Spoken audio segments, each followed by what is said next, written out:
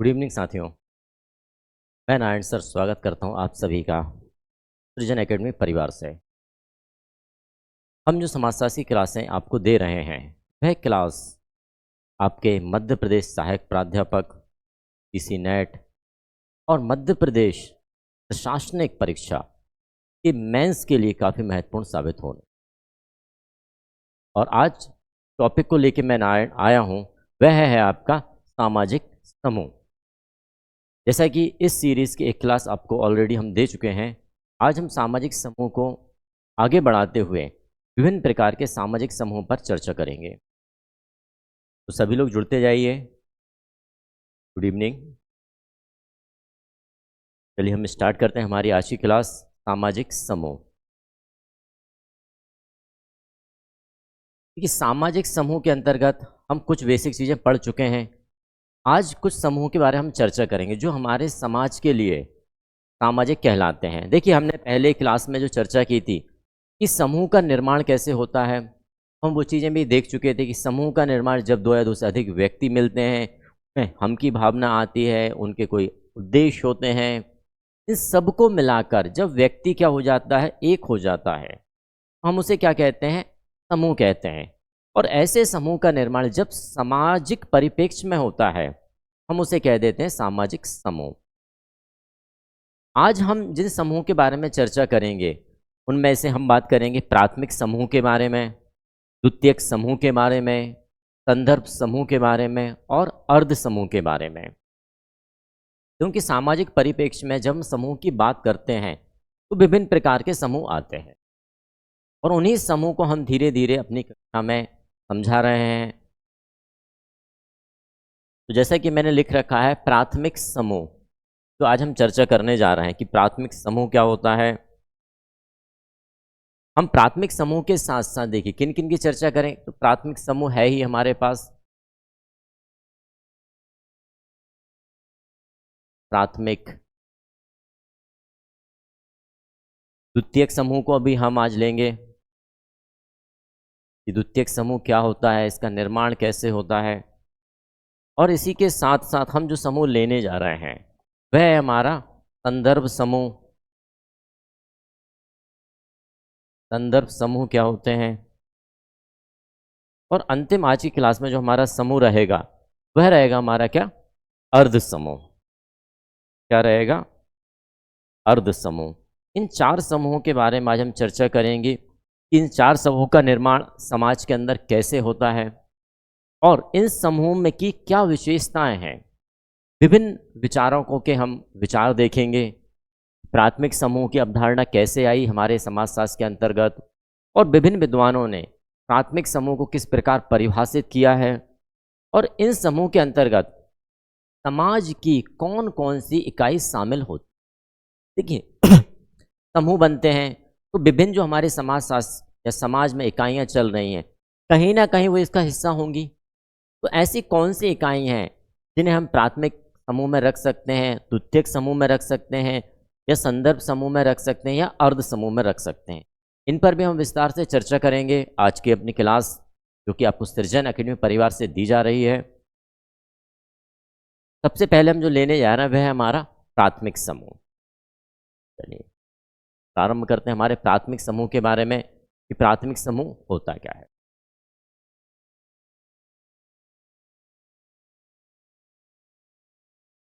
देखिए, समूह बात जो है वह सबको स्पष्ट है कि समूह का निर्माण होता कैसे है। प्राथमिक समूह, तो सबसे पहला नाम हमें याद रखना प्राथमिक समूह की जब भी हम बात कर रहे हैं कि प्राथमिक समूह, हम यहाँ देखेंगे भाई प्राथमिक समूह क्या किसके द्वारा लाया गया। तो प्राथमिक समूह किसके द्वारा लाया गया है, C.H. कुले के द्वारा। इसके द्वारा H.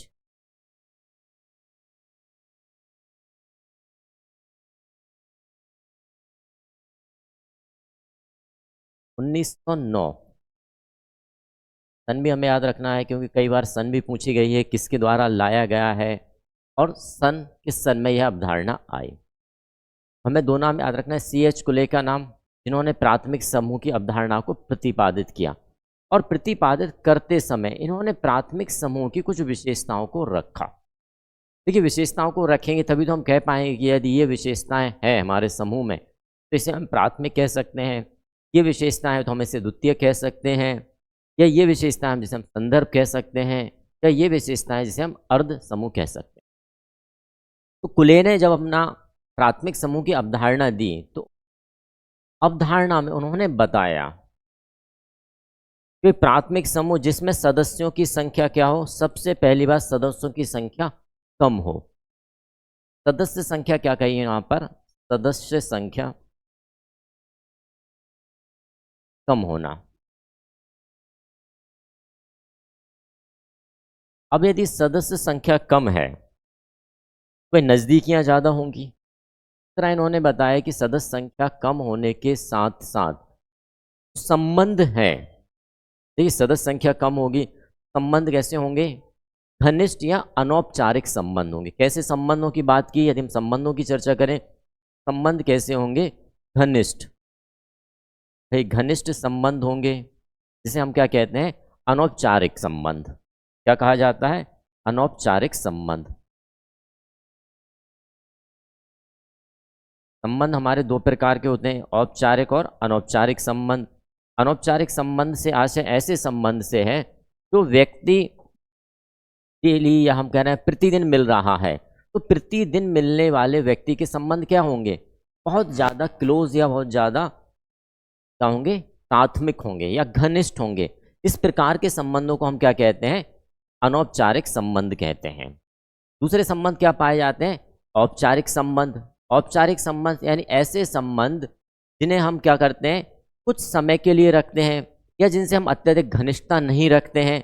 ऐसे संबंधों को क्या कहा जाता है, औपचारिक या फॉर्मल रिलेशन। अनौपचारिक को क्या कहा जाता है, इनफॉर्मल रिलेशन कहा जाता है। हम की भावना, भाई यहाँ भी हम की भावना रहेगी, जैसे कि पहले भी कह चुका हूँ कि हम की भावना हमेशा समूह में पाई जाती है, तो यहाँ पर भी हम की भावना पाई जाएगी। प्राथमिक समूह की बात करें तो कुले के द्वारा प्राथमिक समूह को क्या कहा गया है कि सबसे पहली ये क्या है, वृक्षारोपण या नर्सरी कहा गया है। क्या कहा गया, वृक्षारोपण या नर्सरी। क्यों कहा गया है, क्योंकि जो हमारा परिवार है, अब इसमें सबसे बहुत अच्छा उदाहरण कुले के द्वारा क्या दिया गया, परिवार को रखा गया। अब यदि हम परिवार को ध्यान से देखते हैं तो परिवार के अंदर बच्चा जन्म लेता है, संबंध कैसे हो गए, बहुत ज़्यादा घनिष्ठ। क्यों हो गए, क्योंकि हम उन संबंधों में बहुत ज़्यादा कैसे हर एक बात को शेयर कर पा रहे हैं, कह पा रहे हैं, चाहे वह हमारे लिए दुख की बात हो, खुशी की बात हो, इन द सेंस कोई भी बात हो, तो हम अपने परिवार के सदस्यों से बात को क्या करते हैं, जिक्र, चर्चा या डिस्कस करते हैं। इसलिए संबंध कैसे हो गए हमारे, अनौपचारिक। परिवार की संख्या क्या रहती है, आज की दृष्टिकोण से यदि हम देखते हैं तो परिवार की संख्या क्या होती है, कम होती है, सदस्य संख्या सीमित होती है। भाई सदस्य संख्या क्या हुई, कम हुई हमारी। हम की भावना बहुत ज़्यादा रहती है, कहते नहीं कि भाई मेरा परिवार है, हमारा परिवार है, भावना भी क्या हो गई, बहुत ज़्यादा हम की भावना हो गई। इन विशेषताओं के आधार पर जिस भी समूह का निर्माण होता है उसे हम क्या कहेंगे, उसे हम कहेंगे प्राथमिक समूह या प्राइमरी ग्रुप। क्या कहेंगे, प्राथमिक समूह या प्राइमरी ग्रुप। किसके द्वारा आई अवधारणा, अवधारणा आई CH कुले के द्वारा। इस सन में 1909 में आई है। अब इसको हम आगे ले चलते हैं, आगे हम बढ़ते हैं। प्राथमिक समूह यानी कि ऐसा समूह हो गया प्राथमिक कि जिसमें सदस्य संख्या कम पाई जाती है, अत्यधिक घनिष्ठ संबंध होंगे, सीमित क्षेत्र होगा। हमने उसे क्या कह दिया, प्राथमिक समूह कह दिया। चलिए आगे चलते हैं हम। प्राथमिक समूह सर्वप्रथम CH कुले किस पुस्तक में लेके आए हैं, ये देखिए, सोशल ऑर्गेनाइजेशन। जो इनकी पुस्तक, कई बार पुस्तक पूछ ली गई है तो हमें पुस्तक भी याद रखना है, सोशल ऑर्गेनाइजेशन में है। प्राथमिक समूह ऐसा समूह है जिसमें सदस्यों की संख्या कम, लघु आकार, आमने सामने या प्रत्यक्ष संबंध। यानी कि आमने सामने के संबंध क्या है, हम जिससे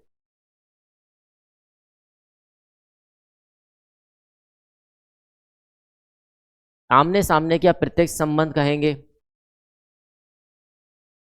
अनौपचारिक संबंध। जैसे मैंने कहा कि इनफॉर्मल रिलेशन, यानी कि जब संबंध घनिष्ठ हैं तो ओबियसली बात यह है कि घनिष्ठ होंगे तो हमारे कैसे बन जाएंगे, अनौपचारिक हो जाएंगे। फिर कुछ लोगों ने, जैसे कि हम बात करें प्राथमिक समूह को, टॉनीज ने क्या कहा, गेमिनसॉफ्ट। ये क्वेश्चन कई बार पूछा गया है किसी भी एग्जाम को, यदि हम ध्यान से देखें कोई भी एग्जाम आप देख सकते हैं तो गेमिनसॉफ्ट और गेसिलसॉफ्ट दो चीज़ें कई बार पूछी गई हैं। इसमें से गेमिनसॉफ्ट किसके द्वारा दी गई है, टॉनीज के द्वारा दी गई है। और क्या है वह प्राथमिक समूह है। क्या है, प्राथमिक समूह है। और इसी प्रकार एक शब्द और आता है जिसे हम कहते हैं गेसिलसॉफ्ट। मैंने भी कहा ना, गेमिनसॉफ्ट और गेसिलसॉफ्ट। गेसिलसॉफ्ट क्या है भाई, गेसिलसॉफ्ट के बारे में कहा गया है यह समुदाय की बात करता है। किसकी, गेसिलसॉफ्ट की जब भी बात होगी तो हम बात करेंगे समुदाय की। ये दोनों अवधारणा कई बार किसी भी एग्जाम में आप देख सकते हैं कि पूछी गई हैं। इसी प्रकार समनर ने प्राथमिक समूह को क्या कहा है, अंतः समूह। अब समनर के द्वारा अंतः समूह क्यों कहा गया है, अंतः समूह हम क्या कहते हैं भाई, हमारा समूह, अंदर का समूह, इसलिए इन्होंने क्या कह दिया, उसे अंतः समूह कह दिया है। इसी प्रकार रॉबर्ट रेडफील्ड ने क्या कहा है, लघु समुदाय। क्यों कहा है रॉबर्ट रेडफील्ड ने, तो हम लघु समुदाय जो की अवधारणा है वह भी बहुत कुछ हमारे प्राथमिक समूह से मिलती जुलती है। जैसे हम प्राथमिक समूह में कहते हैं भाई हम की भावना है, एक सीमित उद्देश्य है, संबंध अनौपचारिक है। तो लघु समुदाय की अवधारणा रॉबर्ट रेडफील्ड के द्वारा दी गई है, वह भी लगभग हमारे प्राथमिक समूह से मिलती जुलती है। ठीक है, या ये कह सकते हैं कि रॉबर्ट रेडफील्ड की जो लघु समुदाय की अवधारणा वह प्राथमिक समूह से मिलती है, या C.H. कुलेक की जो प्राथमिक समूह की अवधारणा वह रॉबर्ट रेडफील्ड के लघु समुदाय से मिलती जुलती है। हम ऐसा कह सकते हैं। आगे परिभाषाओं पर डिस्कस करेंगे हम। तो जैसे कि C.H. कुले ने ही सबसे पहले हमने इनको रखा है, क्योंकि इन्होंने प्राथमिक समूह के बारे में बहुत ज़्यादा विस्तार से समझाया है। प्राथमिक समूह से तात्पर्य उस समूह से है जिस विशेषताएं आमने सामने के प्रत्यक्ष संबंध तथा अनौपचारिक एवं घनिष्ठ संबंध और उनमें पारस्परिक सहयोग। देखिए सारे जो कीवर्ड्स हैं या की पॉइंट हैं वह बिल्कुल सरल हैं। एक चीज़ हमें याद रखना है, प्राथमिक समूह की जब बात आ रही तो आमने सामने के संबंध रहेंगे, निश्चित बात है। आमने सामने की बात है तो प्रत्यक्ष, भाई आमने सामने के संबंध कब बनते हैं, जब हम प्रत्यक्ष होंगे तभी आमने सामने के संबंध बनेंगे। ठीक, प्राथमिक समूह में अनौपचारिक संबंध, जब प्राथमिक हैं आमने सामने के हैं, संबंध हमेशा अनौपचारिक ही होंगे। पारस्परिक सहयोग, जैसे हम की भावना है तो पारस्परिक सहयोग होगा ही, निश्चित बात है। प्राथमिक समूह को देखिए, कुले ने क्या कहा है, पालना कहा है, व्यक्तियों का पालना।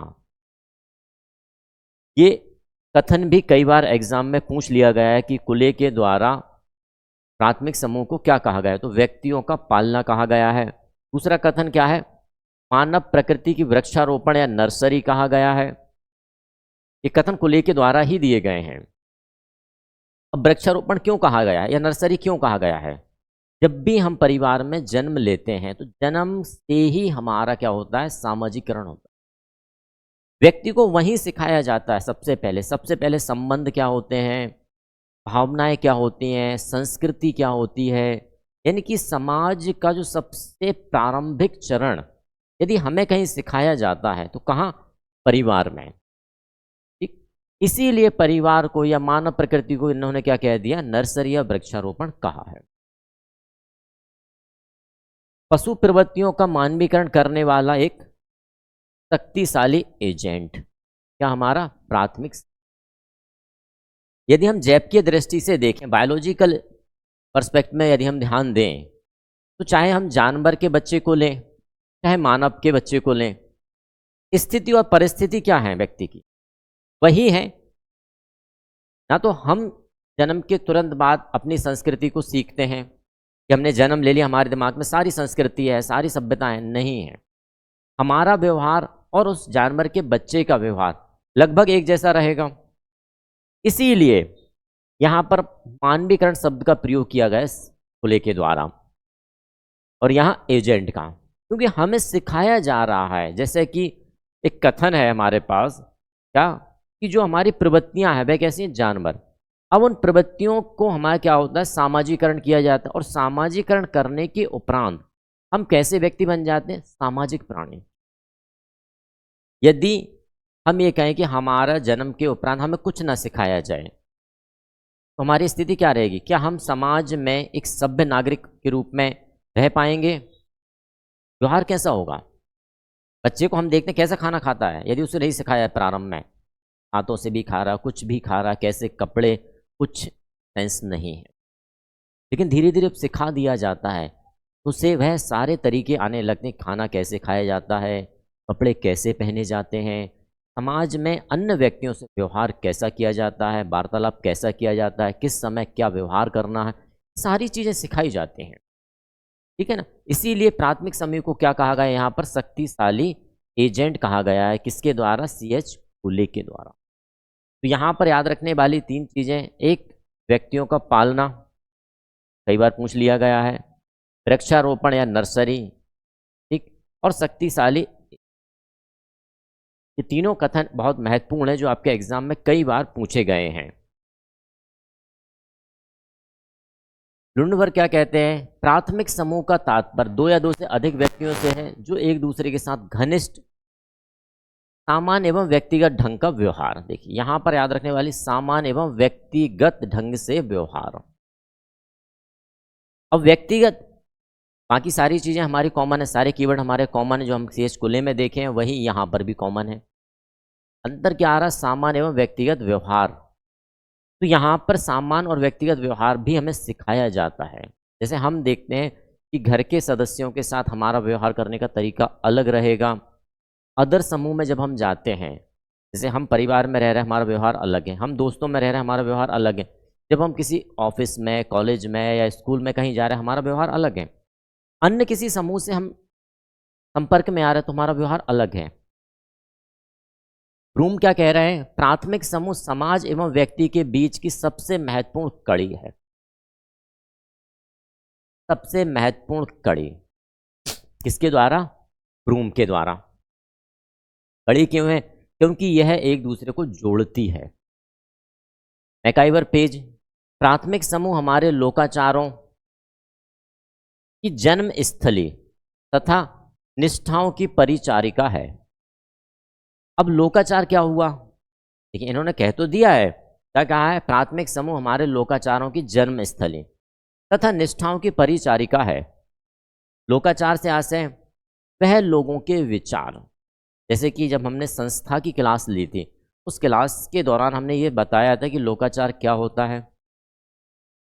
लोकाचार से आशय जब कोई नियम चला आ रहा है और उसे हमारे सभी समुदाय के लोगों की क्या मिल जाए? स्वीकृति मिल जाए, लोगों के विचार में आ जाए और थोड़ी सी तार्किकता लग जाए उसमें, धर्म का आधार कम हो जाए, तर्क का आधार ज़्यादा हो जाए, हम क्या कहते हैं?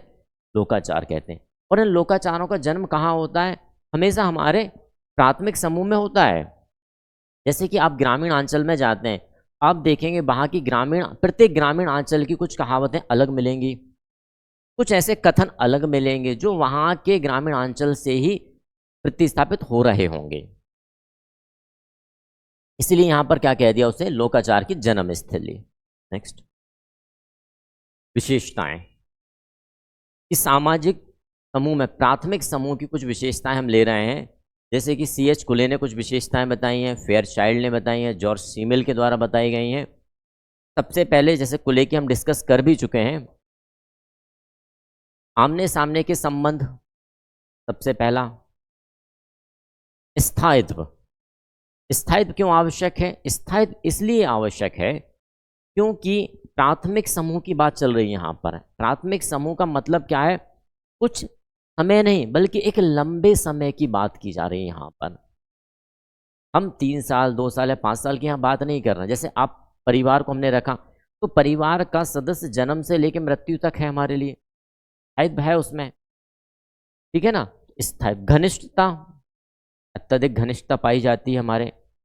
उद्देश्यों की समानता, यदि हम बात परिवार की कर रहे हैं तो परिवार में यदि 4 सदस्य हैं या 5 सदस्य हैं तो वे सभी सदस्य किसकी प्रगति के बारे में सोचेंगे? सबसे पहली दृष्टि में परिवार की प्रगति के बारे में, न कि व्यक्तिगत।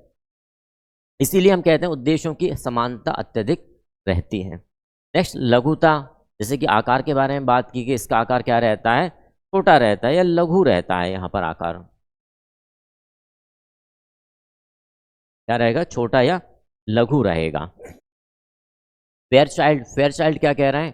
संबंधों की संपूर्णता, यानी संबंधों की संपूर्णता से ऐसा है कि यहाँ पर जो संबंध बन रहे हैं वो कैसे होंगे? संपूर्ण होंगे, कुछ क्षणिक मात्र नहीं होंगे।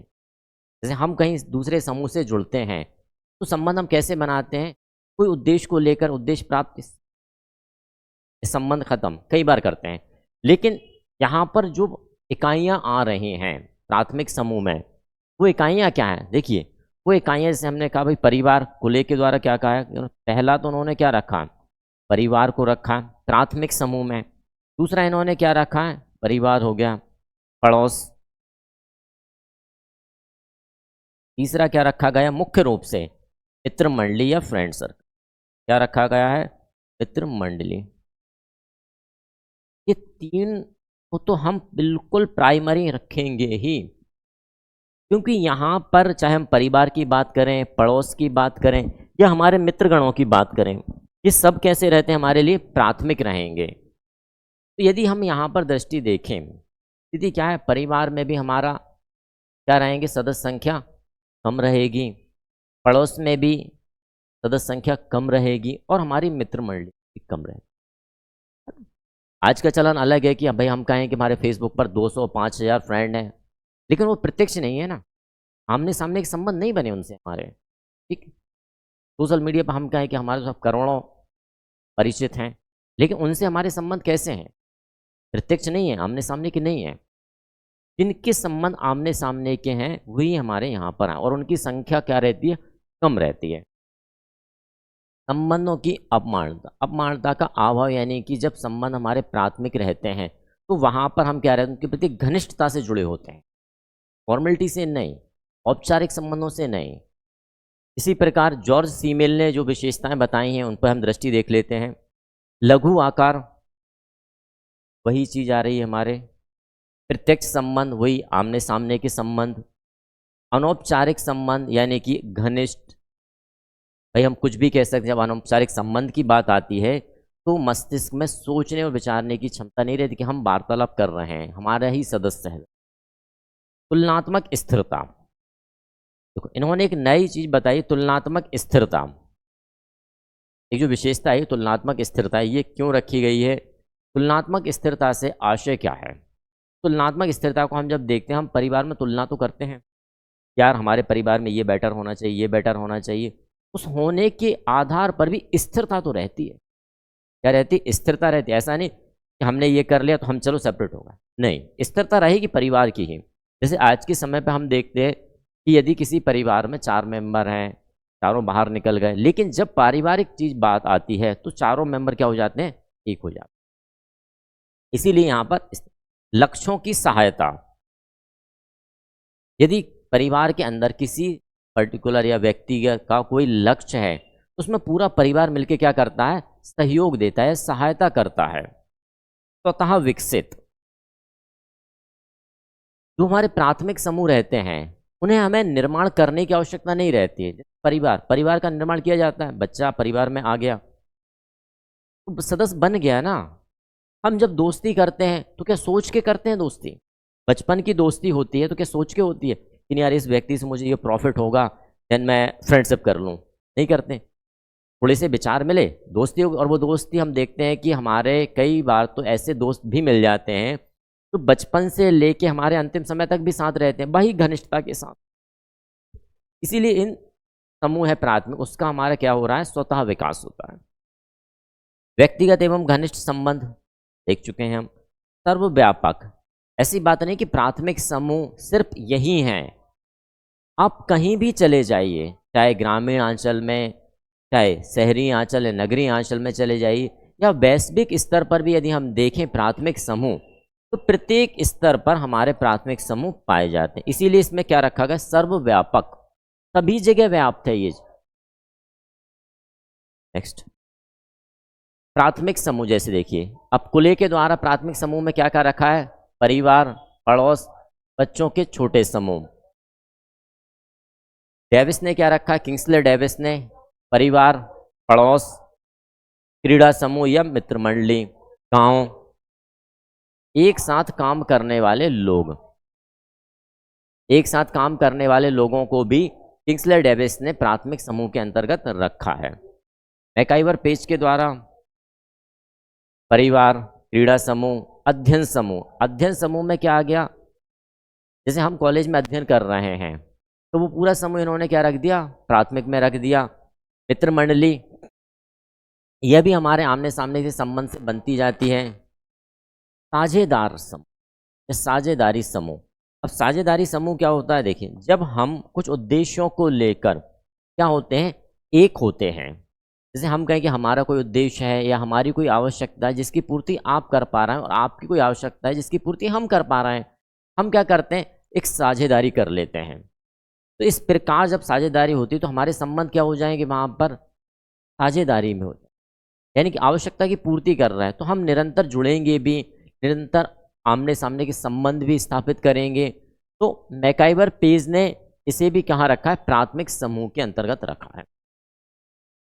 गपसप समूह, चैटिंग समूह जिसे हम कहते हैं, भाई हम चैट करने जा रहे हैं, हम गपसप कर रहे हैं, तो गपसप वाले जो व्यक्ति होंगे ये संबंध कैसे होंगे, गपसप में क्या रहेगी, फॉर्मेलिटी थोड़ी ना रहेगी, हम बैठे हैं, आप कहो हम सुन रहे हैं, गपसप, मैं भी बोल रहा हूँ, आप भी बोल रहे हैं, आप भी बोल रहे हैं, सब अपनी अपनी वार्तालाप कर रहे हैं। इसीलिए संबंध कैसे होगा, वो भी आमने सामने क्यों होगा हमारे, इसलिए इन्होंने उससे क्या कहा है, प्राथमिक में रखा है। फिर गैंग की बात भी इन्होंने प्राथमिक में कही गई है। गैंग भी क्या होती है, कुछ व्यक्तियों का समूह, वहाँ भी सारी चर्चाएं हो रही, आमने सामने के संबंध बन रहा है और अपने गेम के प्रति हम की भावना भी चल रही है, तो इसलिए इन्होंने गैंग को भी रखा है। जनजातीय परिषद, स्थायी भाईचारा, इन सबको भी इन्होंने क्या रखा है, प्राथमिक में रखा है। द्वितीयक समूह, अब द्वितीयक समूह क्या है, तो सबसे सरल बात यदि हम कहें, जो प्राथमिक नहीं है वह द्वितीयक है। अब कैसे, तो कुछ विशेषता जैसे हम चर्चा करें, भाई प्राथमिक नहीं है, प्राथमिक में क्या था, कम संख्या, तो यहाँ सदस्य संख्या ज़्यादा होगी, ठीक है। आमने सामने के संबंध थे वहाँ पर, तो यहाँ आमने सामने के संबंध नहीं होंगे द्वितीयक में, ठीक है ना। तीसरा, लघु आकार की हमने बात की थी, तो यहाँ आकार क्या होगा, बढ़ा या वृद्ध होगा। ये किसने बताया, किंग्सले डेविस तथा जॉर्ज सी होमन्स ने। जब कुले की प्राथमिक समूह की अवधारणा के विरोध में या विपरीत में किंग्सले डेविस और जॉर्ज सी होमन्स के द्वारा कौन सी अवधारणा दी, द्वितीयक समूह की अवधारणा दी। कौन सी, द्वितीयक समूह की अवधारणा दी। ऐसा समूह जिसका आकार बड़ा, जब बड़ा आकार है तो आमने सामने के संबंध बन पाना कुछ हद तक नामुमकिन रहता है। जैसे भाई मैं बात कहूँ, भाई हमारे सोशल मीडिया पर 1000 दोस्त हैं, अब 1000 दोस्त से क्या हम पर डे संबंध स्थापित कर पा रहे हैं, वार्तालाप कर पा रहे हैं, क्या मिल पा रहे हैं, नहीं मिल पा रहा है, तो हमने उसे क्या कह दिया, द्वितीयक कह दिया, यानी कि बड़ा आकार हो गया। जानबूझकर बनाया गया समूह, भाई जब द्वितीयक समूह बनाया जाता है तो कोई उद्देश्य तो लिया ही जाता है, ठीक है ना। तो जानबूझकर विचार पूर्वक बनाया गया समूह क्या कहलाएगा, हमारा द्वितीयक समूह कहलाएगा। बोगार्ट्स ने इसे क्या कहा, छुओ और जाओ वाला समूह, है ना। क्या कहा इसने, छुओ और जाओ।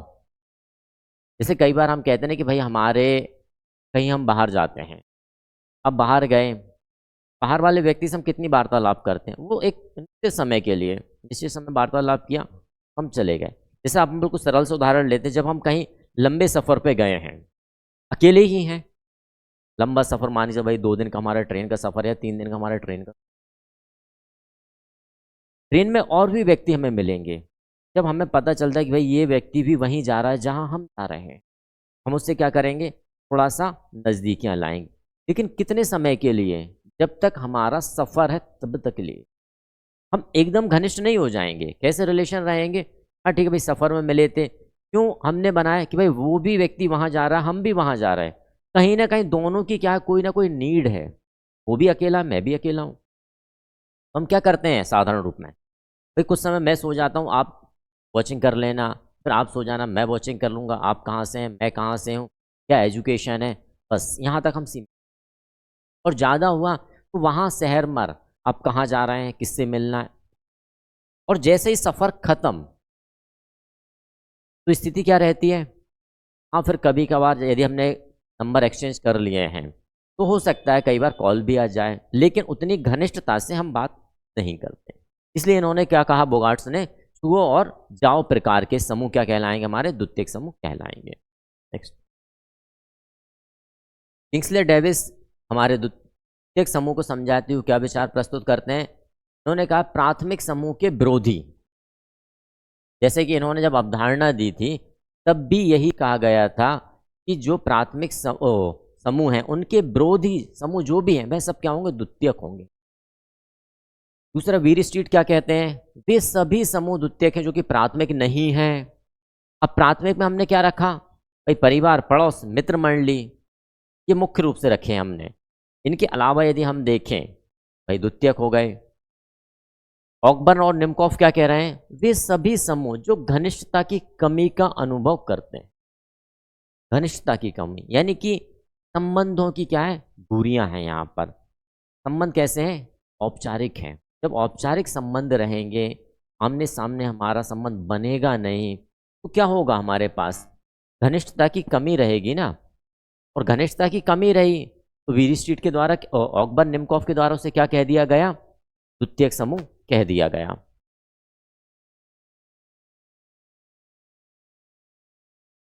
ब्रूम कुले क्या कहते हैं, द्वितीयक समूह के संबंध को आंशिक संबंध कहा। कौन सा संबंध कहा इन्होंने, आंशिक। जैसा कि बोगार्ट्स ने भी कहा छुओ और जाओ, इन्होंने भी क्या कहा, आंशिक, यानी क्षण के लिए बनाते हैं, एक विशेष समय के लिए हमने वो समूह बनाया है। उद्देश्य भी हम देखते हैं कि भाई सीमित उद्देश्य है, बना लिया। तो यहाँ कुले के द्वारा भी क्या कहा गया है, आंशिक समूह। हिमालयन क्या कहते हैं, द्वितीयक समूह को विशेष स्वार्थ समूह। हिमालयन क्या कहते हैं, विशेष स्वार्थ समूह, क्योंकि जो हम द्वितीयक समूह का निर्माण कर रहे हैं उस निर्माण में हमें क्या देखा गया है, कोई एक सीमित उद्देश्य को लेकर हम उस समूह का निर्माण कर रहे हैं, इसलिए इन्होंने क्या कह दिया, स्वार्थ समूह। सोरोकिन क्या कहते हैं, संविदात्मक समूह। सोरोकिन के द्वारा क्या कहा गया है इसे, संविदात्मक समूह। हालांकि मैकाइबर ने साझेदारी समूह को प्राथमिक में रखा है, लेकिन यहां पर सोरोकिन उसे क्या रहा है, संविदात्मक में द्वितीयक समूह को रख रहे हैं। मजूमदार और मदान क्या कहते हैं, जब सदस्यों के बीच सम्मुखी संबंध नहीं हो, वही आमने सामने के संबंध की बात कही है मजूमदार मदान ने, वही आमने सामने के संबंध या प्रत्यक्ष संबंध नहीं है जिनमें, वो सब क्या है, वो सभी द्वितीयक समूह में आएंगे। हमारे सबके सब हमारे क्या हो जाएंगे, द्वितीयक समूह। नेक्स्ट, द्वितीयक समूह, द्वितीयक समूह सामाजिक परिवर्तन एवं प्रगति। Extremely sorry. द्वितीयक समूह की हम महत्व के बाद बात कर रहे हैं कि आखिर द्वितीयक समूह क्यों इंपॉर्टेंस है हमारी सोसाइटी के लिए। सामाजिक परिवर्तन तथा प्रगति में सहायक, जो हमारे सामाजिक संबंध बन रहे हैं उनकी क्या है, प्रगति में हमारे द्वितीयक समूह क्या होते हैं, सहायक होते हैं। क्योंकि यदि हम प्राथमिक समूह पर ही रह जाएं और हम अन्यत्र समूह ना बनाएं, यानी हम बाहर निकल के समूह का निर्माण ना करें, तो कई बार बहुत सारी काम है, बहुत सारी आवश्यकताएं, बहुत सारी प्रगतियां रुक सकती हैं। इसीलिए इन्होंने क्या कहा, इसे सामाजिक प्रगति बताया है। व्यक्तियों में जागरूकता की भावना पैदा करना। भाई हम प्राथमिक समूह में यदि सीमित रह जाएं, भाई प्राथमिक समूह की सदस्य संख्या कम है, लघु आकार है, अब यदि वहीं सीमित है तो हम आगे प्रोग्रेसिव कैसे बनेंगे। हमें प्रोग्रेसिव बनने के लिए क्या करना पड़ेगा, दूसरे समूह से भी क्या करना पड़ेगा, संबंध बनाने पड़ेंगे ना। इसीलिए यहाँ पर हमें जागरूकता की भावना पैदा होती है। जैसे हम देखते हैं कि भाई हम अपने समूह में जो चीज़ें कर रहे हैं, जो विचार कर रहे हैं, जो कार्य कर रहे हैं, उससे अच्छा कार्य, वही कार्य उससे अच्छा तरीके से कोई और समूह कर रहा है तो क्या होगा, हम उससे संपर्क स्थापित करेंगे। ठीक है ना, हमें अपने प्रति क्या आएगी, जागरूकता आएगी कि यार वो कार्य जो मैं करता हूँ उसे नए तरीके से भी किया जा सकता है और बेटर या बहुत अच्छा बनाया जा सकता है, तो हमारे अंदर जागरूकता आई। तीसरा, सामाजिक नियंत्रण में सहायक। सामाजिक नियंत्रण में सहायक कैसे होगा भाई? सामाजिक नियंत्रण का आशय क्या है? जब समाज में जो आदर्श नियम चल रहे हैं उनका यदि व्यक्ति उल्लंघन करता है तो हमें क्या करना पड़ता है? उसे नियंत्रित करना रहता है। अब वह नियंत्रण हम प्राथमिक समूह के द्वारा भी देते हैं। यदि प्राथमिक समूह के द्वारा नियंत्रण किया जाए तो कहीं ना कहीं व्यवस्था कैसी हो जाएगी? क्योंकि प्राथमिक समूह के संबंध कैसे हैं भाई? प्राथमिक समूह में जो संबंध हैं वह अत्यधिक घनिष्ठ हैं। यदि घनिष्ठ में यदि हम नियंत्रण की बात करेंगे तो स्थिति क्या होगी? प्राथमिक समूह में जो संबंध है कैसे हैं? घनिष्ठ हैं। कैसे हैं? बहुत ज़्यादा घनिष्ठ हैं। अब घनिष्ठ में यदि व्यक्ति विशेष जो है जिसे नियंत्रण की बात हम कर रहे हैं, किसी व्यक्ति का इसमें व्यवहार कैसा हो गया? विचलित हो गया। अब यदि विचलित व्यवहार हो गया तो प्राथमिक समूह के जितने भी सदस्य हैं इसे कठोरता से विचलित व्यवहार को नियंत्रित नहीं कर पाएंगे। नहीं कर पाएंगे। जैसे एक साधारण उदाहरण अपन लेते हैं कि यदि कोई बच्चा परिवार के पैसे बिना पूछे उठा के ले जाता है, अब स्थिति क्या होगी? परिवार का बच्चा था, परिवार के पैसे उसने लिए और चला गया और उस पैसे को उसने यूज़ कर लिया। घर पर आया, मम्मी पापा ने पूछा बेटा पैसे उठाए थे? हाँ उठाए थे, मेरे ही तो थे। लेकिन ये वास्तविकता यदि यही कार्य वह समाज के या सोसाइटी के किसी अन्य परिवार के साथ करे तो क्या होगा? आदत में आ जाएगा व्यक्ति के, मैं तो मैं अपने परिवार से उठा के ले जाता था, कहते थे अपनी परिवार। तो वो सोसाइटी किसी अदर परिवार से भी पैसा ले जा सकता है। और सोसाइटी भी जैसे हम कह रहे हैं कि प्राइमरी ग्रुप में आ रही है तो सोसाइटी भी समझाइश देगी। लेकिन वही काम यदि वह किसी बैंक में जाके कर दे तो क्या होगा? आदत में तो आ गया है, तब नियंत्रण कौन करेगा? हम कहते हैं ना भाई ये तो चोरी है, कंप्लेंट जाएगी। अब नियंत्रण की इकाई कौन सी हो गई? द्वितीयक हो गई। वे नियंत्रण के लिए भी जो इकाइयां बनाई गई हैं द्वितीयक हो गई। ठीक है ना? इसलिए सामाजिक नियंत्रण में सहायक है हमारा द्वितीयक समूह, अवसर के अनेक माध्यम उपलब्ध कराकर। अवसर देखिए, जब आप कोई कार्य कर रहे हैं प्राथमिक समूह में कर रहे हैं, लेकिन जब उसी कार्य को आप बाहर देखते हैं आप क्या करने लगेंगे? वहां से भी संपर्क स्थापित करेंगे, वहां से तो अवसर की नई चीज मिल रही ना आपको। विस्तृत दृष्टिकोण, कई बार हम देखते हैं कि प्राथमिक समूह का जो दृष्टिकोण होता है वह क्या होता है? सीमित होता है। जैसे हम कहें कि पहले के समय में क्या होता था, परिवार जब कैसे थे? संयुक्त थे। उस समय स्थिति क्या रहती थी कि नहीं साहब हमने भी खेती की है, आप भी खेती करेंगे, आने वाली पीढ़ी भी खेती करेगी। क्या हो गया? बस सीमित दायरा हो गया ना। वहीं पर जब दायरा बढ़ने लगता है तो स्थिति क्या होती है? और स्थिति बनेगी कैसी कि भाई आपका दृष्टिकोण बढ़ गया, यार वो तो खेती के अलावा भी कुछ कर रहा है, नई टेक्नोलॉजी का उपयोग कर रहा है, नई तकनीक को सीख रहा है, बाहर जा रहा है। हमारा दृष्टिकोण कैसा हो गया? विस्तृत। यानी द्वितीयक समूह की जब हम बात कर रहे हैं तो हमारा दृष्टिकोण कैसा होगा? विस्तृत दृष्टिकोण की बात आएगी।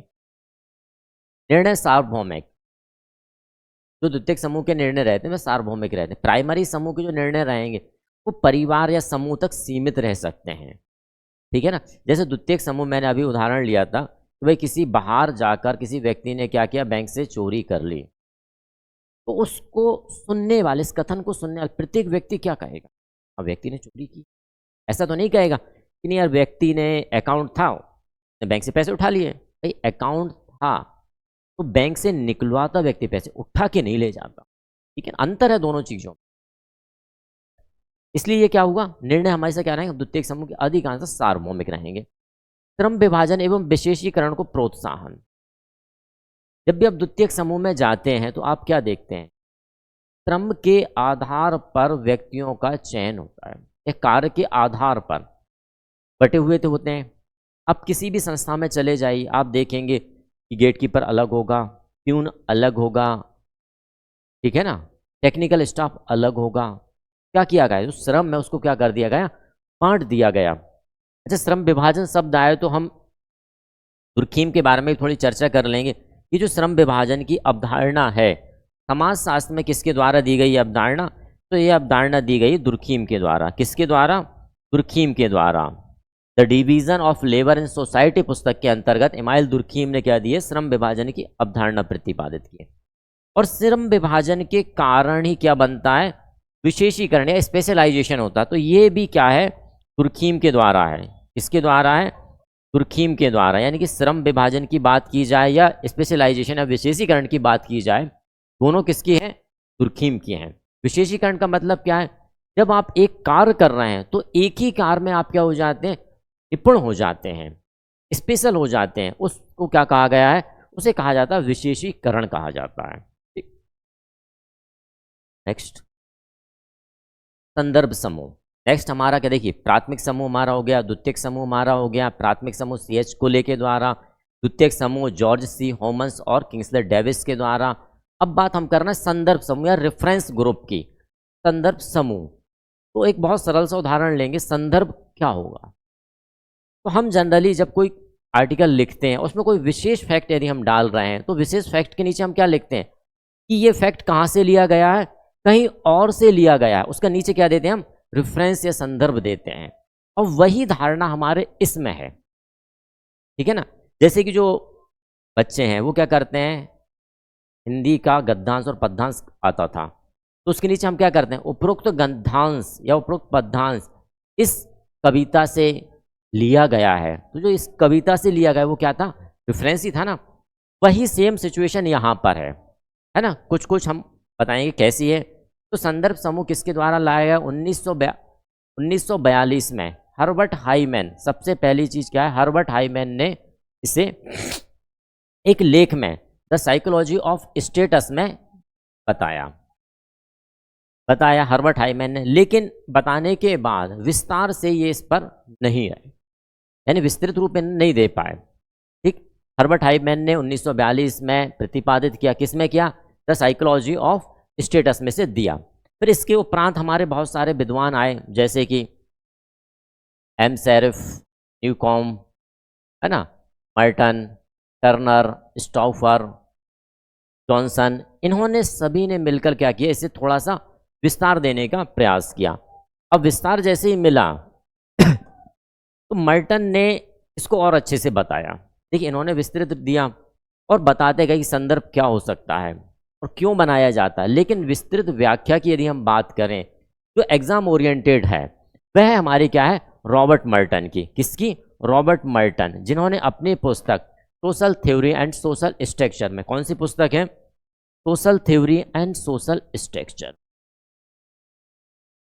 इस पुस्तक के अंतर्गत रॉबर्ट मर्टन ने क्या किया? सापेक्षिक वंचना। अब सापेक्षिक वंचना क्या होगी हम उसकी भी चर्चा करेंगे। सापेक्षिक वंचना या सापेक्षहीनता जिसे कहा जाता है, आकांक्षा, इसके आधार पर व्यक्ति क्या करता है? एक नए ग्रुप का निर्माण करता है। जैसे कि जब हाइमैन की हम बात करेंगे, चलिए मैं कर ही लेता हूं हाइमैन की अमेरिकन सोल्जर्स की बात आती थी। जो अवधारणा ली गई है वो वास्तव में किस पर बेस्ड है? अमेरिकन सोल्जर्स में क्या होता था, जो सोल्जर्स रहते थे वह बॉर्डर पर जा रहे हैं, लेकिन जो अधिकारी है वो क्या कहता था? और औश जिंदगी जीता था। वो भी बॉर्डर पर है या उसके लिए सुविधाएं थी, वह स्पेशल फैसिलिटीज़ में रह रहा है। लेकिन जो सैनिक हैं वहाँ के वो क्या कर रहे हैं? कभी भी ऑर्डर आता बॉर्डर पे चले गए। अब बॉर्डर पे जा रहे हैं तो उनके मस्तिष्क में एक विचार आता था, यार अधिकारी को भी बॉर्डर पे होना चाहिए, उसे भी यहाँ होना चाहिए, हम ही सैनिक क्यों मरते रहें। तो वो क्या बन गई? एक हीन भावना आ गई, यार वो अधिकारी है, उसे सैलरी अच्छी मिल रही है, आराम मिल रहा है, हम यहाँ बैठे हुए हैं बॉर्डर पर और हम गोली भी खा रहे हैं। इस स्थिति को क्या कहा उन्होंने? सापेक्षिक वंचना या सापेक्षिक हीनता कहा। और इसी के आधार पर मर्टन ने क्या कहा? संदर्भ समूह या रेफरेंस ग्रुप को प्रतिपादित कर दिया। क्या कर दिया? प्रतिपादित या अवधारणा को। क्लियर हो कि सापेक्षिक हीनता क्या होगी? इसे हम सापेक्षिक हीनता भी कहते हैं, सापेक्षिक वंचना भी कहते हैं, कई शब्दों में आ जाता है। कई बार ये सापेक्षिक वंचना कहा जाता है, इसे ही सापेक्षिक हीनता भी कहा जाता है। और इन्हीं के आधार पर मर्टन ने इसको क्या है? आगे बढ़ाया। क्लियर हुआ? कई बार आ चुका है। संदर्भ समूह की अवधारणा किसके द्वारा दी गई है?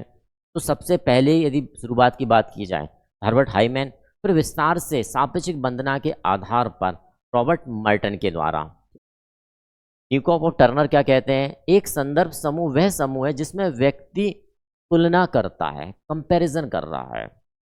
कैसे? जैसे कि मैंने बताया कि अमेरिकन सोल्जर्स किससे तुलना करते थे? अपने अधिकारी से तुलना होगी, कंपेरेटिव हो गया वह। हम भी यहाँ यदि बैठे हैं, यदि हम इसी समूह में बैठे हैं और हम ये देख रहे हैं कि यार वो जो समूह है दूसरा, मुझे उस जैसा बनना है, मुझे इस समूह में नहीं रहना है, ये मेरे लिए समूह नहीं है, मुझे उस समूह में जाना है। वहीं जो दूसरा समूह आप क्रिएट कर रहे हैं, वह समूह क्या हो जाएगा आपका? वही समूह हो जाएगा आपका रेफरेंस ग्रुप या संदर्भ समूह। क्या हो जाएगा? रेफरेंस ग्रुप या संदर्भ समूह। जैसे बचपन में हम देखते हैं, पढ़ते हैं, कोई मूवी देखी, कोई व्यक्ति बहुत अच्छा पायलट बना हुआ है, तो हमारे मस्तिष्क में क्या, मैं पायलट बनूंगा। वो जो पायलट बनूंगा वो क्या है? वही से आपका संदर्भ समूह। आपने इंजीनियरिंग की पढ़ाई की और आपने कहा मैं बहुत बड़ा इंजीनियर बनूंगा, ये क्या है? संदर्भ समूह है आपका। ठीक है ना? आप प्ले कर रहे हैं, कुछ गेम्स खेल रहे हैं, तो आपने कहा मैं बहुत अच्छा प्लेयर बनूंगा, वो क्या है? संदर्भ समूह। यानी वे सारे समूह जिनके हम सदस्य नहीं हैं आज, लेकिन सदस्य बनने की इच्छा रख रहे हैं। जैसे कि आप सभी जो तैयारी कर रहे हैं, जो सहायक प्राध्यापक की तैयारी कर रहे हैं, वास्तव में सहायक प्राध्यापक क्या है आपका? वह आपका संदर्भ समूह है। आप उसके अभी सदस्य नहीं हैं, लेकिन क्या कर रहे हैं? उस जैसा बनना चाह रहे हैं, आप तैयारी कर रहे हैं, तो वो आपके लिए क्या हो जाएगा? संदर्भ समूह हो जाएगा। और क्यों कर रहे हैं? क्योंकि हम उस वर्ग को, उस समूह को क्या मान के चल रहे हैं? अपने से अच्छा मान के चल, मच बेटर ऑफ दैट। तो हम क्या कर रहे हैं? प्रिपरेशन कर रहे हैं। क्लियर है? नेक्स्ट, जॉनसन क्या कहते हैं? समूह का सदस्य सिर्फ अपने आदर्शों, मूल्यों से प्रभावित नहीं होता, बल्कि उनके मूल्यों और आदर्श से प्रभावित होता है। जिनका वह सदस्य क्या है? जिनका वह सदस्य नहीं है। जैसे कि हम क्या करते हैं भाई, आज अपने समूह में रह रहे हैं, अब हम प्रभावित किससे होंगे? दूसरे से। भाई दूसरे प्रभाव डालेगा ना। जैसे हम कहें कि भाई एक विलेज एरिया में हम जाते हैं, अब विलेज एरिया जिसमें कि टेक्नोलॉजी नहीं है, मान के चल, तकनीक नहीं है वहाँ पर, और वहाँ जाकर आप अपनी टेक्नोलॉजी का वहाँ पर शो कर रहे हैं कि नहीं ये टेक्नोलॉजी होती, तो वहाँ के जो व्यक्ति होंगे वो आपकी तरफ क्या होंगे? आकर्षित होंगे, प्रभावित होंगे आपसे, और क्या प्रयास करें कि मेरे पास भी ये टेक्नोलॉजी आए ना। राइट? यही करेंगे ना। वही चीज़ यहाँ पर किसके द्वारा कही गई है? जॉनसन के द्वारा कही गई। फिर जॉनसन अपना दूसरा कोटेशन भी देते हैं, संदर्भ समूह काल्पनिक भी हो सकता, जरूरी नहीं कि संदर्भ समूह वास्तविक ही हो। कई बार जैसे हम कल्पना कर लेते हैं, और इसलिए हर व्यक्ति कल्पना करता है ना। कल्पना में भी हम एक इमेजनरी समूह का जो निर्माण करते हैं, वह भी कहाँ आता? हमारा रेफरेंस ग्रुप। किसके अनुसार? जॉनसन के अनुसार। ठीक है? तो साधारण शब्दों में संदर्भ समूह क्या है? ऐसा समूह जिसका व्यक्ति सदस्य नहीं है, लेकिन सदस्य बनना चाहता है। जैसे कि हमने अवधारणा, यदि आप देखेंगे, एम.एन. श्रीनिवास ने एक अवधारणा दी थी, संस्कृतिकरण की अवधारणा। वास्तव में उसमें भी क्या हो रहा है? उसमें भी वही हो रहा है कि हम अपने संस्कृति से, अपने जो से खुश नहीं है, तो हम दूसरे का अनुसरण कर रहे हैं। यहाँ भी हम वही कर रहे हैं, संदर्भ समूह में भी वही किया जा रहा है कि हम अपने को, आपको प्रोग्रेसिव लाने के लिए किसी दूसरे समूह की चीज़ों को सीख रहे हैं, अपनाना चाह रहे हैं, उस जैसा बनना चाह रहे हैं, और प्रभावित हो रहे हैं। क्योंकि जब तक हम प्रभावित नहीं होंगे तब तक हम उसे नहीं अपनाएंगे। नेक्स्ट, संदर्भ समूह का वर्गीकरण प्रस्तुत किया मर्टन के द्वारा, जैसे कि प्रकार्यात्मक। अब प्रकार्यात्मक इन्होंने क्या रखा? आदर्शात्मक समूह, तुलनात्मक संदर्भ समूह और अंतःक्रियात्मक संदर्भ समूह। तीन को ये रख रहे हैं प्रकार्यात्मक। क्योंकि देखिए, संदर्भ समूह नकारात्मक भी हो सकता है और सकारात्मक भी हो सकता है। यहाँ प्रकार्यात्मक जो बात कही है सकारात्मक में आ रहा है। यानी कई बार व्यक्ति क्या बनता है? अच्छे बनने के लिए भी एक रेफरेंस रखता है। हमने उसे क्या रखा? प्रकारात्मक में रखा। यानी कि प्रकार, अच्छा कार्य, सकारात्मक कार्य को हम क्या कहते हैं? प्रकार कहते हैं। तो यहाँ पर बात आ गई, भाई जैसे मैं कहूँ कि यार मैं बहुत अच्छा टीचर बनना चाहता हूँ, ठीक, या मैं बहुत अच्छा रिसर्चर बनना चाहता हूँ, तो ये क्या? सकारात्मक। इसमें आप अच्छे ज्ञान को ले रहे हैं ना। और यदि आप अच्छे रिसर्चर बन जाएंगे, अच्छे टीचर बन जाएंगे, तो क्या होगा? आप अपने ज्ञान को क्या करेंगे? बढ़ा पाएंगे, आगे ले जा पाएंगे ज्ञान को। अब वहीं पर एक समूह ऐसा होता है जिसे हम क्या कह रहे हैं? अप्रकार्यात्मक। अप्रकार्यात्मक यानी कि आपके लिए ही वह प्रकार नहीं है। जैसे मैं कहूँ कि भाई मुझे क्या बनना है, संदर्भ किसे बना लिया, कोई गलत समूह को मैंने संदर्भ बना लिया जो कि नकारात्मक है, तो क्या वह नकारात्मक समूह मेरे हित में होगा? नहीं हो। जब नहीं होगा तो उस समूह को हम क्या कहेंगे? अप्रकार्यात्मक समूह। इसी प्रकार न्यूकॉप ने सकारात्मक और नकारात्मक समूह, इन्होंने स्पष्ट ही दो भाग में रख दिया है कि भाई एक सकारात्मक और दूसरा नकारात्मक। चलिए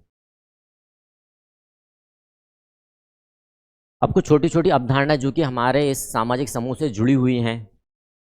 संदर्भ समूह का अप्रत्यक्ष रूप से उल्लेख वेबलिन के द्वारा किया गया है ना। ओवन लिंच है ना, ओवन लिंच ने भारत में सर्वप्रथम मर्टन के बाद संदर्भ समूह का अनुभाविक परीक्षण किया। भारत की बात की जा रही, देखिए यहाँ पर भारत में मर्टन के बाद, मर्टन ने भी भारत में किया था, लेकिन मर्टन के बाद किसने किया? ओवन लिंच के द्वारा किया। किस आधार पर किया गया? समूह का अनुभाविक परीक्षण। नेक्स्ट, समूह केंद्रितता। अब समूह केंद्रितता क्या होती है? इसके द्वारा दी गई, समनर और ग्लीन एंड ग्लीन के द्वारा दी गई। होती क्या है? जब हम क्या कहते हैं, जैसे कि एक छोटा समूह है, हम अपने ही समूह को क्या मान रहे हैं? उसी पर केंद्रित कि बस यही सब कुछ है, यही सब कुछ है। जैसे कि कहावत जो प्रचलित रही ना, कूप मंडूक, यानी कि कुएं का मेढक। कुएं का मेढक हमेशा क्या समझता अपने आप को? कि नहीं, सब यही दुनिया है, यही ब्रह्मांड है, सब कुछ वो यही है। तो वह स्थिति क्या कहलाती है? तो समूह केंद्रित। आप अपने समूह पर ही केंद्रित हैं। इसके द्वारा समनर और ग्लीन एंड ग्लीन के द्वारा इसे बताया गया। दबाव समूह। अब दबाव समूह क्या होते हैं? जैसे हम देखते हैं विशेष रूप से ग्रामीण अंचल में कि भाई कोई जाति प्रबल है या प्रभु है या जिसके पास विशेष शक्तियां हैं, वह क्या करती है? अपने अधिकार या अपने पावर का मिसयूज करते हैं, दुरुपयोग करते हैं। तो उन समूह को क्या कहा जाता है? दबाव समूह। और दबाव समूह की अवधारणा किसके द्वारा दी गई? तो दबाव समूह की अवधारणा लिपसेट के द्वारा दी गई है। नाम हमें याद रखना क्या है? लिपसेट के द्वारा दबाव समूह की अवधारणा प्रतिपादित की गई है। फिर आता हित समूह। हित समूह क्या है? अब ऐसा समूह, जैसे हम कहें कि भाई एजुकेशन का समूह, ये एजुकेशन का समूह है। अब ऐसा ही जिस व्यक्ति को आवश्यकता है, वह व्यक्ति हमारे पास आया, उसने कहा सर ऐसी ऐसी बात है, मुझे भी ज्ञान की आवश्यकता है, मैं इस एग्जाम की तैयारी कर रहा हूँ। तो ये क्या? ये हित समूह है कि हम चाहते हैं कि ज्ञान को आगे बढ़ाया जाए। इसकी अवधारणा किसके द्वारा दी गई? इसकी अवधारणा दी मैकलेलन द्वारा। अनौपचारिक समूह, इसके द्वारा जॉर्ज पियरे के द्वारा। अनौपचारिक समूह मतलब कि ऐसा समूह जिसमें घनिष्ठ संबंध हो, आमने सामने के संबंध, वह अनौपचारिक समूह कहलाएगा। नेक्स्ट, मैत्री समूह अवधारणा J.S. मोरेने को द्वारा दी गई है। यह भी जैसे हमारा प्राथमिक समूह है, वैसे ही हमारा मैत्री समूह है, संबंधों के आधार पर। नेक्स्ट, अंतः समूह और वाह समूह। अंतः समूह समनर और वाह समूह भी समनर की अवधारणा है। अंतः समूह यानी कि भाई प्राथमिक समूह की बात की जा रही है, वाह समूह दूसरे समूह की, यानी कि जो कैसा है? बाहर का समूह है। अंतः समूह को इन्होंने हम समूह और वाह समूह को इन्होंने वे समूह कहकर पुकारा है। जैसे हम कहते हैं ना कि ये मेरा समूह, वो दूसरा समूह। वे समूह यानी कि द्वितीयक समूह, मेरा समूह यानी कि हम समूह। किसके द्वारा दी गई? समनर के द्वारा। ऐच्छिक समूह और अनैच्छिक समूह। ऐच्छिक समूह जो हम अपनी इच्छा से बना रहे हैं, हमारी इच्छा है कि यार इस समूह का हम सदस्य बन, ठीक है। अनैच्छिक समूह हमें बनना ही है सदस्य, परिवार अनैच्छिक है, आपकी इच्छा हो या ना हो, लेकिन यदि आप परिवार में तो सदस्य बनेंगे ही बनेंगे। इसके द्वारा ग्लीन एंड गिडिंग्स के द्वारा यह अवधारणा। अर्ध प्राथमिक समूह देखिए, जैसे कुले ने प्राथमिक समूह की चर्चा की, किंग्सले डेविस होमन्स ने द्वितीयक समूह की चर्चा की, ठीक। हर्बर्ट हाईमैन, रॉबर्ट मर्टन ने संदर्भ समूह की चर्चा की। अब कुले के द्वारा ही विवेचित किया गया अर्ध प्राथमिक समूह, जिसको इन्होंने क्या कहा? आभासी प्राथमिक। क्यों कहा गया? हमेशा मिलने जुलने वाले जो लोग रहते हैं वे संगठित समूह होते हैं विशेष रूप, लेकिन कई बार स्थिति क्या रहती है? संगठनात्मक के कारण छोटे होते हैं। संगठन तो बन गया, लेकिन वह क्या हुए? छोटे आधार पर, जो पूरी तरीके से ना तो प्राथमिक हैं ना ही द्वितीयक हैं। जैसे कि बहुत सरल से उदाहरण से आप समझ सकते हैं ऐसे, जैसे मैं कहूं कि यहां पर क्या है, गांव,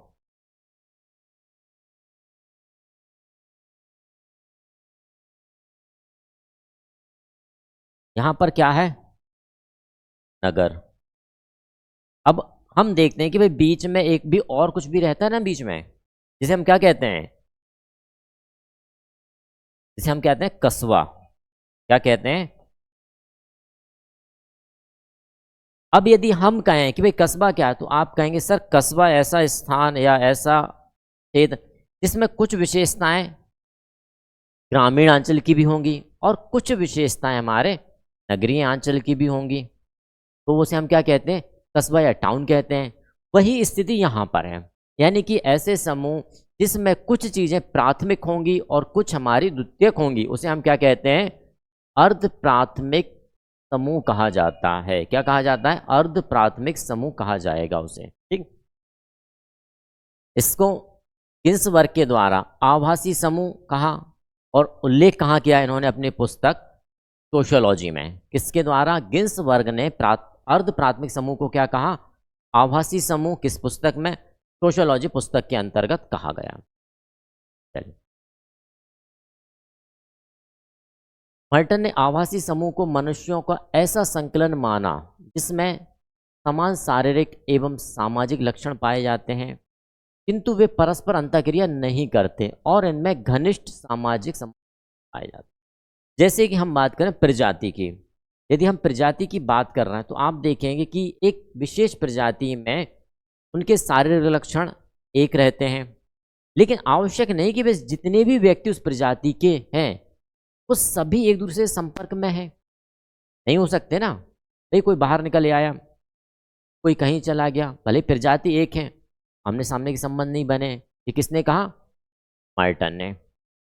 इसी प्रकार एसी मेयर क्या कहते हैं, अर्ध समूह को इन्होंने बांटा है वर्गीकृत अर्ध समूह और अंतःक्रियात्मक अर्ध समूह। वर्गीकृत यानी कि जो समूह है अर्ध, वो कहाँ निकल गया, बाहर निकल गया, उसने अपने आप को बांट लिया और समूह बढ़ गया। फिर दूसरा अंतःक्रियात्मक समूह, यानी कि वो बढ़ तो गया है लेकिन उसमें क्या चल, अंतःक्रिया तो हो रही है, अंतःक्रिया के आधार पर वो चल रहा है, तो उसे क्या कहा इन्होंने, अंतःक्रियात्मक अर्ध समूह। आई होप आज की क्लास में हमने जो कंसल्ट किया प्राथमिक समूह के बारे में, द्वितीयक समूह के बारे में, संदर्भ समूह के बारे में, अर्ध समूह के बारे में, इनसे जुड़े आगे भी हम सामाजिक समूह के पर चर्चा करेंगे, क्योंकि सामाजिक समूह हमारे समाज की एक बहुत बड़ी इकाई के रूप में। आई होप आपके लिए आज की क्लास पसंद आई होगी। पसंद आती है तो आप इस क्लास को शेयर करें और ज़्यादा से ज़्यादा लोगों तक पहुंचाएं जो अपनी तैयारी में लगे हुए हैं। क्योंकि मेरा मानना यह है कि आपके लिए जो क्लास है आपके एग्ज़ाम के लिए काफ़ी महत्वपूर्ण साबित होने वाली है। तो शेयर करें और हमसे जुड़ते जाएं। देखिए, हमसे जुड़ने के लिए आप डायरेक्ट हमारे QR कोड को स्कैन कर सकते हैं, जिससे कि आप हमारे टेलीग्राम चैनल से, हमारे यूट्यूब चैनल से, हमारे फेसबुक पेज से और हमारी वेबसाइट www.srijanacademy.com पर आप विज़िट कर सकते हैं। गूगल प्ले स्टोर से हमारा ऐप सृजन एकेडमी डाउनलोड कर सकते हैं और बहुत जल्दी हम इनसे संबंधित कोर्सेस लाने वाले हैं, जिसमें आपको मध्य प्रदेश सहायक प्राध्यापक के समाजशास्त्र के क्लास नोट्स, वीडियो लेक्चर्स और एक टेस्ट सीरीज़ भी प्रोवाइड की जाएगी। धन्यवाद।